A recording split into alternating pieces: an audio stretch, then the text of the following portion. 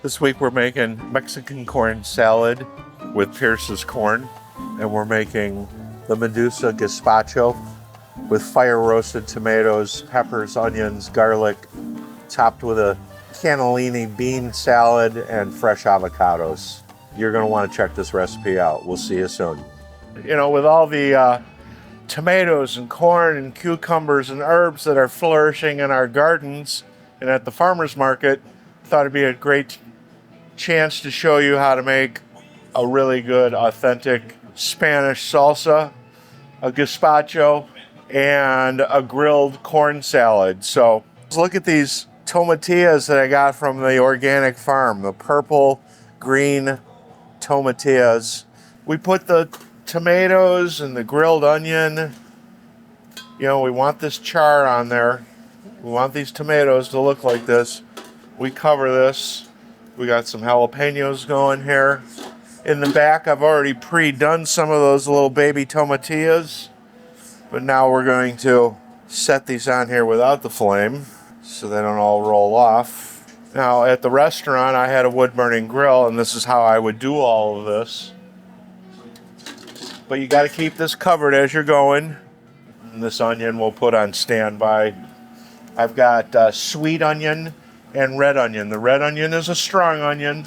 The sweet onion is more sweet instead of hot, so you get the contrast of two different onions. And I like to cut them a little bit thick because we don't want the onion to get cooked all the way through. We still want it to be a little bit crisp inside.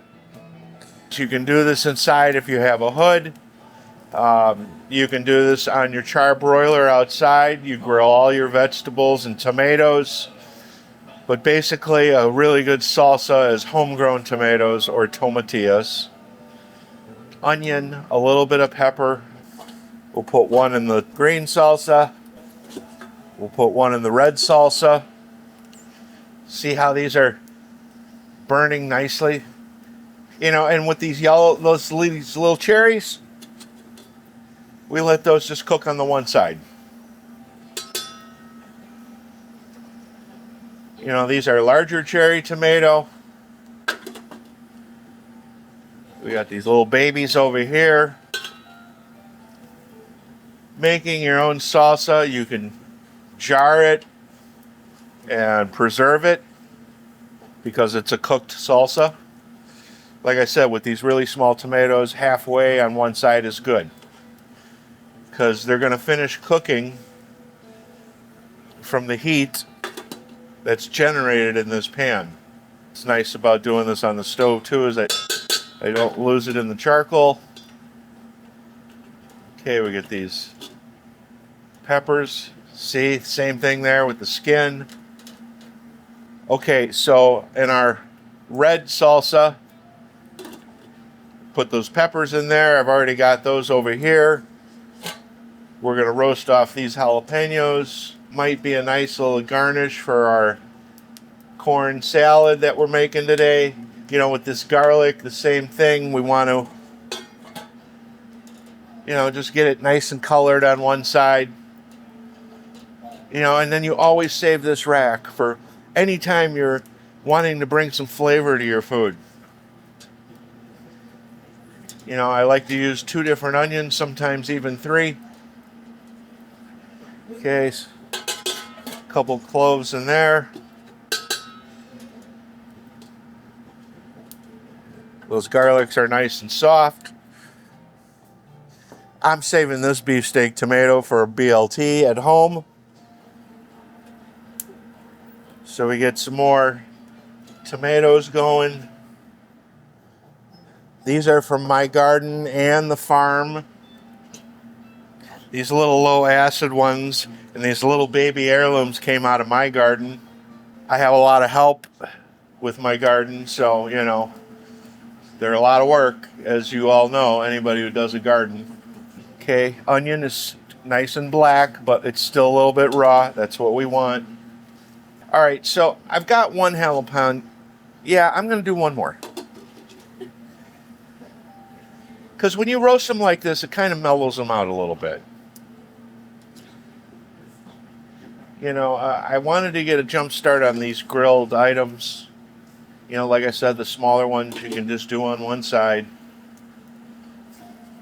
But these are homegrown, ripened on the vine. They've never seen a refrigerator.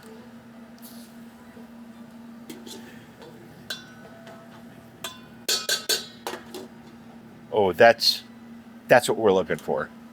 When I first saw this at the restaurant and the guys were grilling stuff over the open flame on the burners, it just made sense right away in my head. I was like, why wouldn't you? This is how we've done it for years.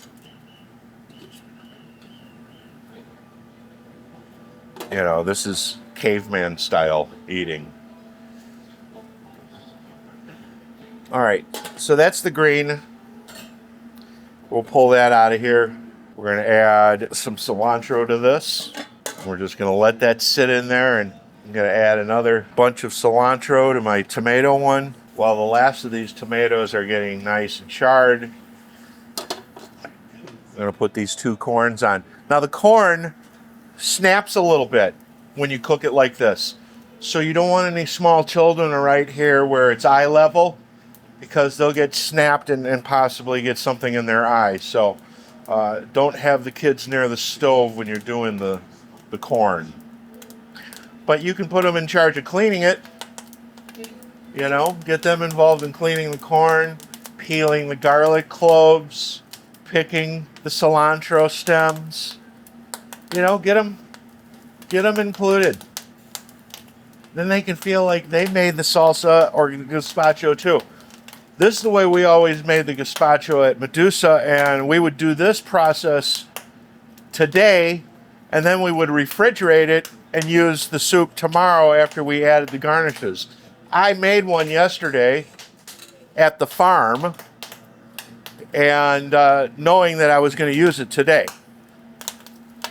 And these tomatoes are, I mean, they're done. Okay, and we'll let this sit over here. Okay, now while these are sitting and continuing to cook and soften up, we're going to start our corn salad. This is, you know, the Mexican corn that you get at carnivals or fairs or, you know, food trucks, where they have the corn and then they slather it with like a lime, mayonnaise, a little cayenne pepper, and then they sprinkle it with Parmesan cheese.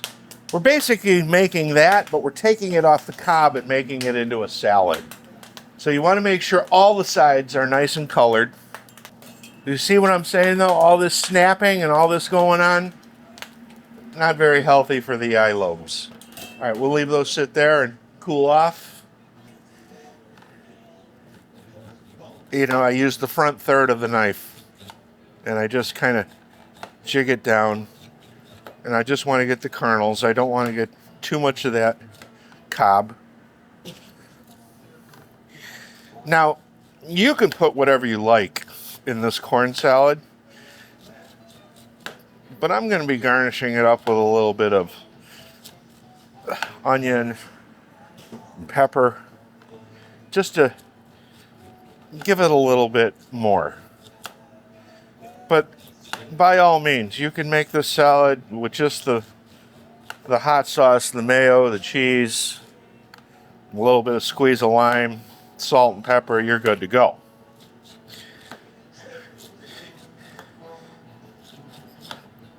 And if you don't want to use the mayonnaise, you could use a light olive oil, and that will give you the richness that the mayonnaise brings to the table.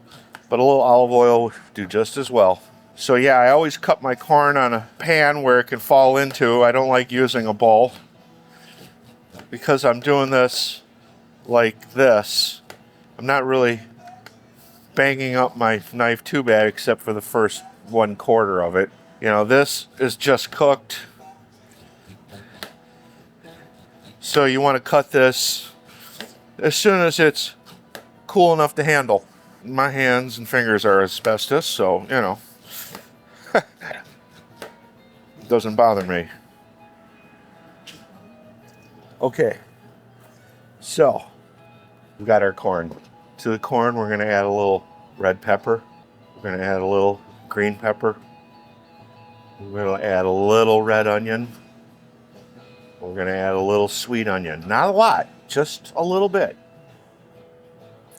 The mayo for this, I'm guessing a 1/4 cup should do the trick. Same thing with the Parmesan, not too much because we're gonna put a little bit on top when we're done. Just a feather of ground cumin, salt and white pepper mixed. Again, half a teaspoon, because you can always add more. And a good squeeze or 2 of lime. You know, get your fingers in there, pull that pulp out. You know, sometimes limes they're hard as rocks. So sometimes what helps is if you roll them a little bit, kind of break up that pulp. Yeah, a little bit easier, but not much.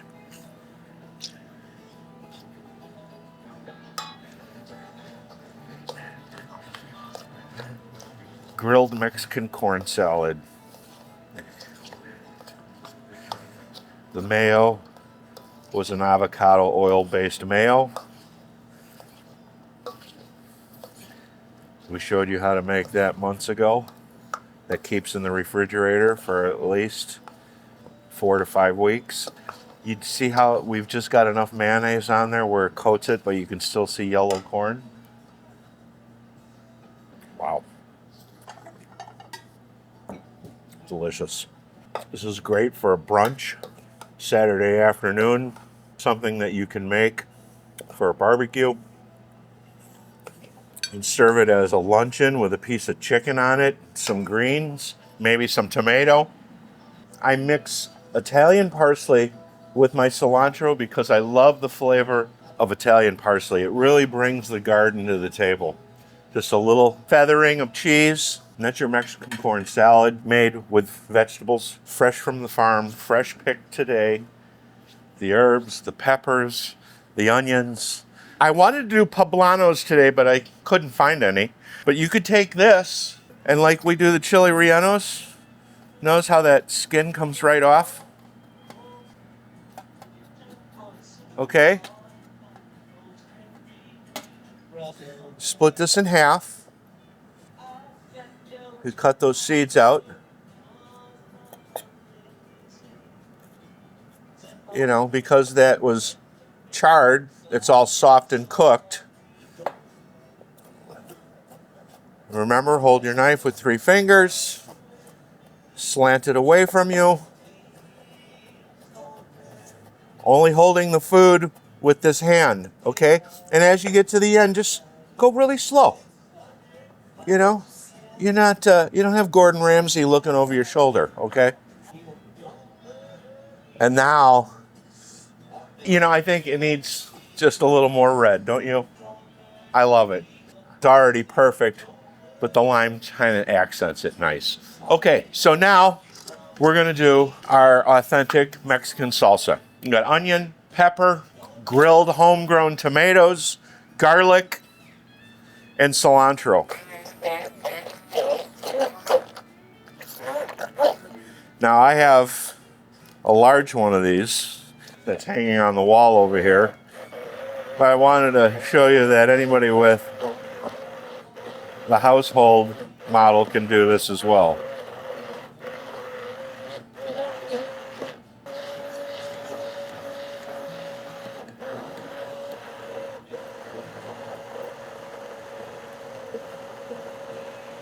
All those black flakes from the skin are now flavoring. Okay, so now we want to give this a taste. Need salt and pepper. And I like to add a little bit of olive oil to my salsa. It's something with me. It's brings a viscosity and a really nice flavor. And right now, there's your base. There's your salsa. You can make it as hot, spicy as you want. Salt is perfect. This, delicious, served with the corn salads. That's our gazpacho base.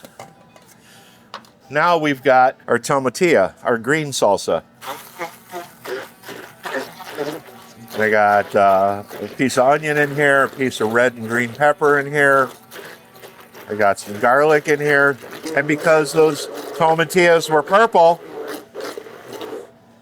that's what this sauce is going to look like. Okay. Again, we need some salt. Ooh, that's got a little kick to it. I think that's the one we put the extra pepper in. And now this is the green salsa. This is the red salsa. Now what I like to do for gazpacho is I like to do tomatillas and red tomatoes. So if I'm not using the green salsa for something particular, then I just mix them all together. And I have some dinner parties this Friday that they're getting gazpacho this week.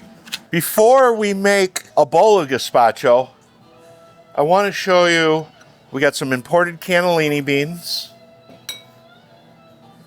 a little bit of cilantro, Italian parsley, strong onion red, sweet onion white, a little green pepper, and a little red pepper, some salt and pepper, just a touch of cumino, and a pinch of oregano. We're going to put some olive oil on this, but don't drench it. Just get it to where it'll be a nice coating. A little squeeze of lime. Okay? And we're going to reserve this for our garnish for our gazpacho. It's a nice little quick bean salad. This would be good with rice or pasta or cooked potatoes added to it for a vegetarian vegan dinner. A lot of stuff you can do with the bean salad. My mother and my kids love beans. Got a nice ripe avocado, and you just slide it off with your thumb. Don't bang it against the garbage. And then you take the tip of your knife, do a little crisscross. I do the crisscross too before I'm making guacamole. Kind of get your avocado meat pre-done. Then I run the tip of my spoon around the edge, like so.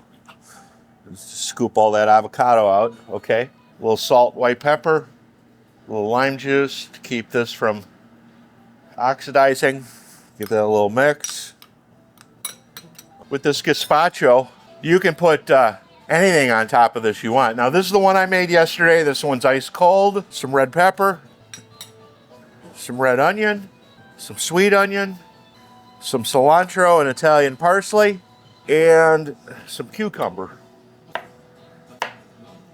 Now, when we're dicing the cucumber, we don't have to peel it. We slice it like so. And we want a small dice, you know,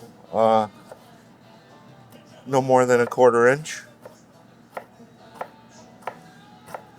And the reason we do this now with the gazpacho is we don't want it to get soggy in about 3 or 4 days. So we add the garnishes as we go.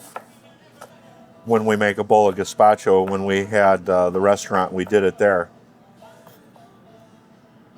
And, you know, what the heck.